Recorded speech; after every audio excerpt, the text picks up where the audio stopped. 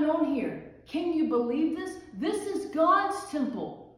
People of Grace, I want to invite you out this coming Sunday right here at 639 Georgia Avenue. Come worship with us and let's learn more of why Jesus had to scatter the coins. He had to toss the tables and he had to clean house. Pastor Kathy has a powerful message for us. So you can join us at 8:30 or 11 o'clock for our traditional services, or 8:45 for our contemporary service in the Wesley Center. I would love to see you. You can also join us online at 8:45 or 11. But let's worship together and learn why we continue to need a pure heart and clean hands as we journey to the cross together this Lenten season. So I hope you have a great weekend, and I also hope to see you around campus or in the community.